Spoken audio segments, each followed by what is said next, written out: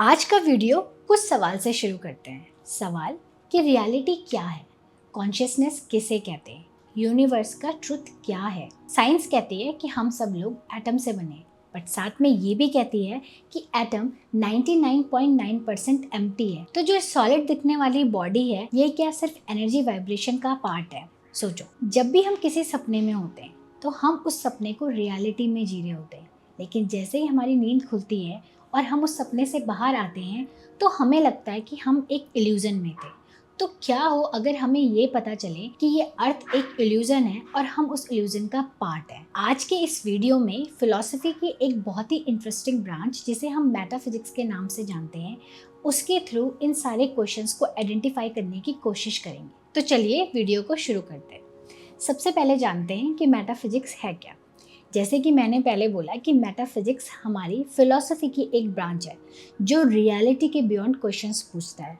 Question पूछता है कि हम कौन है, रियलिटी क्या है, कॉन्शियसनेस किस तरीके से रियलिटी को फॉर्म करने के लिए इम्पोर्टेंट रोल प्ले करती है, साथ में यूनिवर्स का एक्चुअल ट्रुथ क्या है। इवन एरिस्टोटल और प्लेटो जैसे एशियंट फिलोसोफर भी इन सारे क्वेश्चंस को कई सालों से पूछते आ रहे हैं। इंटरेस्टिंग फैक्ट तो तब आता है जब आज का मॉडर्न साइंस भी वही सारे क्वेश्चंस को पूछता है जो हमारा मेटाफिजिक्स इतने सालों से पूछता आ रहा था। अब हुआ क्या कि 20th सेंचुरीज में फिजिक्स के थ्रू कुछ डिस्कवरीज हुई, स्टडीज हुई। उसमें उन्होंने एक टर्म को निकाला जिसको बोलते हैं ऑब्जर्वर इफेक्ट। उस ऑब्जर्वर इफेक्ट के थ्रू हमें ये पता चला कि कोई भी चीज जो अभी तक ऑब्जर्व नहीं हुई है उसकी एग्जिस्टेंस मल्टीपल डायमेंशंस में एग्जिस्ट कर रही है, लेकिन जैसे ही हम उसको कॉन्शियसली ऑब्जर्व करना स्टार्ट कर देते हैं उसकी रियलिटी ब्रेक हो जाती है और वो एक फॉर्म में कन्वर्ट हो जाती है। फॉर एग्जाम्पल, मैंने इग्निस लेने की सोची और मुझे ब्लू कलर की इग्निस चाहिए थी। ऐसा नहीं है कि इग्निस उससे पहले नहीं रही होगी या वो उसका एग्जिस्टेंस ही नहीं था, लेकिन मैंने उसे कभी कॉन्शियसली ऑब्जर्व ही नहीं किया। लेकिन जैसे ही हमने प्लान बनाया कि हमें वो खरीदनी है, हमें सड़क में चलने वाली हर चौथी या पांचवी गाड़ी इग्निस ही दिखने लगी, क्योंकि अब हमने उसको कॉन्शियसली अपने ब्रेन में फिट कर लिया कि हमें ये गाड़ी चाहिए ही चाहिए। यानी कि कॉन्शियसनेस रियलिटी की फॉर्मेशन में एक बहुत इंपॉर्टेंट रोल प्ले करता है।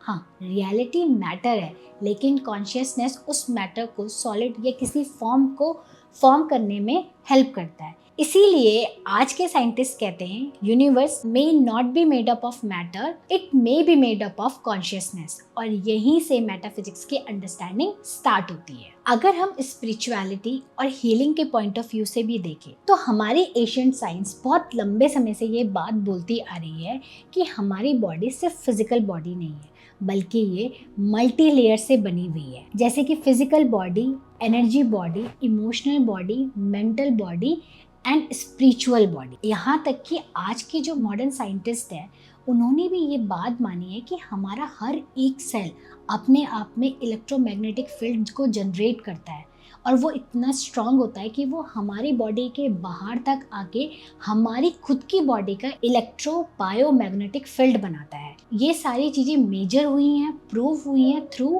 क्रिलियन फोटोग्राफी के। आप चाहें तो इन क्रिलियन फोटोग्राफी को YouTube में सर्च कर सकते हैं या गूगल में जाके देख सकते हैं कि किस तरीके से एक ह्यूमन ऑरा या बायो इलेक्ट्रोमैग्नेटिक फील्ड को डिफरेंट कलर्स के थ्रू आइडेंटिफाई और मेजर किया गया है। साइंटिस्ट ने तो ये तक बोला है कि हमारा हार्ट और हमारा ब्रेन दोनों ही इलेक्ट्रोमैग्नेटिक फील्ड जनरेट करता है और हार्ट का इलेक्ट्रोमैग्नेटिक फील्ड ब्रेन के इलेक्ट्रोमैग्नेटिक फील्ड से भी स्ट्रांग होता है। यानी कि हम सिर्फ इस फिजिकल बॉडी का ही फॉर्म नहीं है, बल्कि एनर्जी वाइब्रेशन का भी पार्ट है। और जब भी इस एनर्जी वाइब्रेशन के फ्लो में डिस्टर्बेंस होती है तभी हमारी बॉडी में डिजीज की एंट्री स्टार्ट हो जाती है। अब अगर हम हिस्ट्री उठा के भी देखें, चाहे वो चाइनीज मेडिसिन हो, चाहे वो आयुर्वेदा हो, चाहे वो रेकी हो, प्राणिक हीलिंग हो, साउंड हीलिंग हो, हर कोई एक ही बात कहता है कि हमारी बॉडी एनर्जी को फॉलो करती है और एनर्जी थॉट को फॉलो करता है। यानी कि जब जब एनर्जी में डिस्टर्बेंस हुई है तब तब हमारी फिजिकल बॉडी भी डिस्टर्ब हुई है। एशियंट चाइनीज मेडिसिन तो कहता है जब हमारी की में डिस्टर्बेंस होती है या उसका फ्लो डिस्टर्ब होता है तो हमारी बॉडी में किसी न किसी क्रोनिक डिजीज की एंट्री निश्चित है। सेम जब हम आयुर्वेदा की बात कहते हैं तो आयुर्वेदा पूरी तरीके से प्राणा के ऊपर निर्भर है। उसका कहना है कि प्राणा का डिस्टर्बेंस यानी कि फिजिकल बॉडी का डिस्टर्बेंस, यानी कि हमारी बॉडी में एंटर होने वाली डिजीज सबसे पहले हमारी एनर्जी बॉडी को डिस्टर्ब करती है और तब जाके हमारी फिजिकल बॉडी को इफेक्ट करती है। अब एक इंटरेस्टिंग फैक्ट को समझते हैं। साइंस कहता है कि हमारे हर एक इमोशन में हमारी बॉडी केमिकल रिलीज करती है। फॉर एग्जाम्पल, जब हम टेंशन में होते हैं, जब हम स्ट्रेस में होते हैं, तो नेचुरली हमारी बॉडी में कॉर्टिसोल रिलीज होता है। जब हम एम्पैथी में होते हैं, जब हम लव में होते हैं, तो डायरेक्टली हमारी बॉडी में ऑक्सीटोसिन, सेरोटोनिन रिलीज होता है। यानी कि हमारी बॉडी हर एक इमोशन के लिए एक तरह का केमिकल रिलीज करती है। लेकिन मेटाफिजिक्स एक और स्टेप आगे जाती है। वो कहती है कि हमारी बॉडी में सिर्फ केमिकल ही रिलीज नहीं होता। अगर बहुत लंबे समय से कोई इमोशन एक कंटिन्यू पैटर्न में रिपीट हो रहा है तो एनर्जी फॉर्म में वो हमारी बॉडी के अंदर स्टोर हो जाता है। फॉर एग्जाम्पल, अगर कोई इंसान बहुत लंबे समय से स्ट्रेस में है, एंगर में, रिसेंटमेंट में है, तो बॉडी कहीं ना कहीं इन इमोशंस को स्टोर करना स्टार्ट कर देती है और धीरे धीरे करके हमारी एनर्जी का फ्लो रुक जाता है। यही चीज़ फिर हमारी फिजिकल बॉडी में या तो क्रोनिक डिजीज के फॉर्म में आती है या ऑटो इम्यून के फॉर्म में आ जाती है। इसीलिए कहते हैं कि हीलिंग कभी कभी सिर्फ मेडिसिन से नहीं होती, कभी कभी इमोशंस को रिलीज करना बहुत इंपॉर्टेंट होता है खुद को पूरी तरीके से ठीक करने के लिए। आप सभी लोगों ने शायद एक इफेक्ट के बारे में सुना होगा जिसको हम बोलते हैं placebo effect. Placebo effect scientist और डॉक्टर्स के थ्रू किया हुआ कुछ पेशेंट्स पे एक एक्सपेरिमेंट है। उस एक्सपेरिमेंट में हुआ क्या कि कुछ ग्रुप ऑफ पेशेंट्स को लिया गया जिनको बहुत सीवियर बीमारी थी या जो बहुत लंबे समय से बीमार चल रहे थे। डॉक्टर ने उन्हें एक नॉर्मल शुगर पिल को दिया और ये कहा कि ये मेडिसिन खाते ही आप ठीक हो जाओगे। जस्ट पेशेंट के विश्वास के ऊपर कि मेरे डॉक्टर ने मुझे ये दवाई दी है और मुझे ये खाते ही ठीक हो जाऊंगा, तो जितने राउंड उन्होंने वो दवाई खाई, हर बार अपने को कॉन्शियसली ब्रेन में ये मैसेज दिया कि इस दवाई के खाने से मैं ठीक हो जाऊंगा या ठीक हो जाऊंगी। और विदिन अ वीक पता चला कि सिर्फ उन नॉर्मल पिल्स को लेने से, जिसमें कोई भी एक्चुअल में मेडिसिन नहीं थी, पेशेंट्स के अंदर ड्रास्टिक इम्प्रूवमेंट देखने को मिला।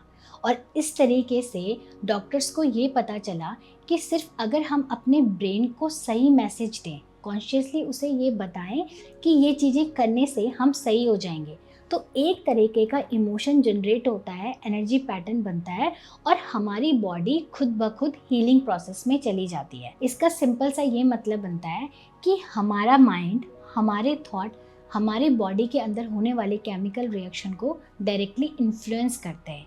और यहीं पर मेटाफिजिक्स का एक्चुअल कॉन्सेप्ट समझ में आता है कि कॉन्शियसनेस क्रिएट एक्सपीरियंस। यहाँ तक कि जब हम स्पिरिचुअलिटी के पॉइंट ऑफ व्यू से भी देखें तो वो हमेशा कहती है कि हम सिर्फ बॉडी नहीं हैं, हम अपने आप में एक कॉन्शियसनेस भी है।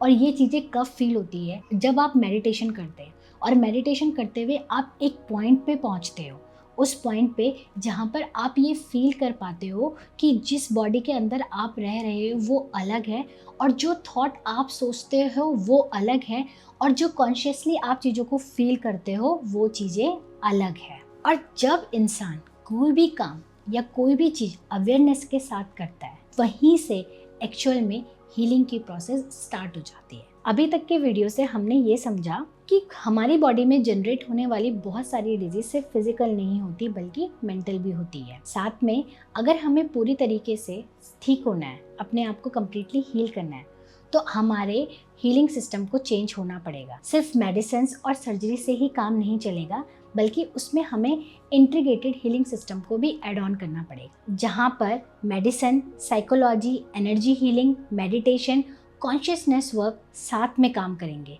क्योंकि अल्टीमेट हमारी बॉडी अपने आप में मल्टी डायमेंशनल सिस्टम है और जब तक हम सिर्फ फिजिकल बॉडी के ऊपर काम करते रहेंगे तब तक हमारी हीलिंग अधूरी ही रहेगी।